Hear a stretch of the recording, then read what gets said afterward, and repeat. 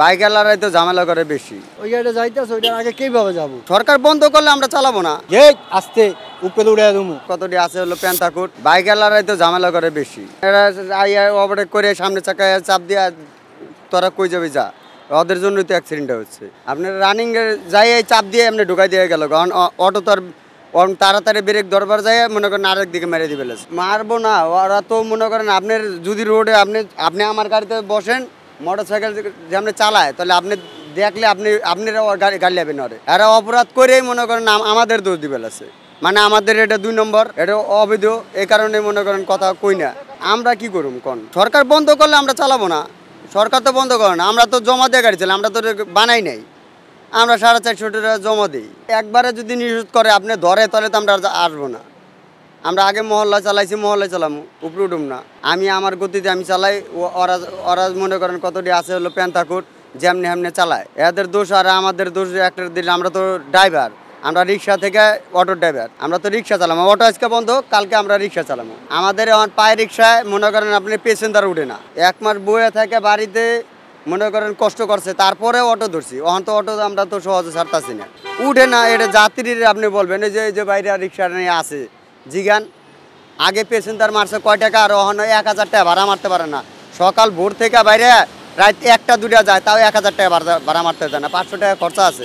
Auto যে সমস্যাগুলো করে, হুটহাট ব্রেক করে, মানে ডাইন বাম কিছু তাকায় না। আর এই অটোর কারণে শতকরা 80% অ্যাক্সিডেন্ট ঘটেছে এই অটোর কারণেই। মেন রোডে অটো চলাচল কারণে আমাদের অনেক কষ্ট হয়, ভোগান্তিতে পড়ি। অনেক বাইকার অ্যাক্সিডেন্ট করে হাতটা হারাইছে। মেন রোডে উঠে ওরা ফ্লাইওভার পর্যন্ত মারে, আবার এদিকে 4জন 5জন করে উঠিয়ে নিয়ে টানতেছে। আর এই অটোর কারণে এই রাইড শেয়ারে এখন আমার ব্যবসা নাই ভাই। হুট করে ব্রেক করে, এখন ও তো ব্রেক নাই। আমরা যখন আটকা ব্রেক করতে যাই, তখন স্লিপ কাইটে ভাই আমরা কাইতে পড়ে যাই।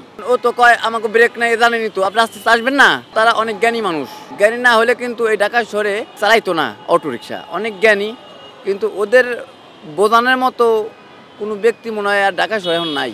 শতকরা বেশিরভাগই এই আওয়ামী লীগ পতন হওয়ার পরে এই ঘটনা ঘটছে। রিক্সা বাড়ছে, উশৃঙ্খলতা বাড়ছে। আবার কিছু কিছু অটোর কাছে জিগাই আগে রাজনীতি করতো, এখন এলাকায় থাকতে পারে না, এই জন্যই তারা ঢাকা শহরে আসছে, পেট বাঁচাইতেছে, দাম বাঁচাইতেছে, এরকম। ওয়ালটন আবারও মিলিয়নিয়ার অফারে ওয়ালটন ফ্রিজ কিনে আপনিও হয়ে যেতে পারেন মিলিয়নিয়ার। তারা মানে উল্টা আইসা ঢুকায় দেয়। পরে আজকেও বাংলা মোটর মোড়ে একটু হুন্ডাওয়ালা আইসেই বামে ঢুকাই দিছে গাড়িটা। হিসাব করলো না যে ওই রিক্সাটার লাগে বাঁধলে তো তারই সমস্যা হবে। আমি আবার বললাম মামা এইভাবে তো হুন্ডা চালায় না। তাকে বলছে আস্তে চালাইবা না, দোষটা আমারই দিছে। আমি আর ভালো মন্দ কিছু বলি নাই। সমস্যা আছে, এখন এটা আমাদের বললেও সমাধান কি হবে মামা? অনেক দোষ থাকে। অনেকে আছে যেমন রং সাইড দেওয়া যায়, আবার দেখা যায় গাড়ি উড়াদুরা চালায়।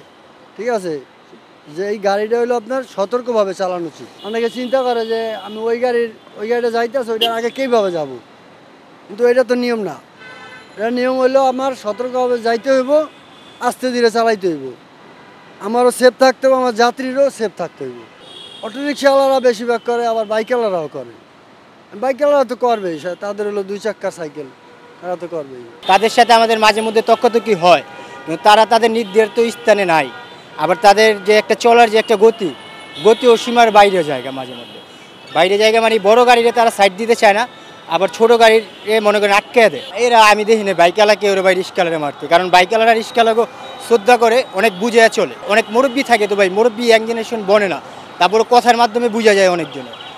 এই কারণে বাইকওয়ালারা কোনদিন রিক্সারে মারে নাই। আমি যাইতেছি, ও আমার সাইড দিয়ে পড়ছে, হ্যাঁ, ওরা আমি হরেন দিলে ওই আমার ধমকি দিল যে আস্তে উপরে উড়ে দেবো, তখন তো আমার কিছু বলার নাই, আমি কি পারলে আয়, জাস্ট এতটুকু। খবরের কাগজ, নিখাত, নির্ভীক, নিরপেক্ষ।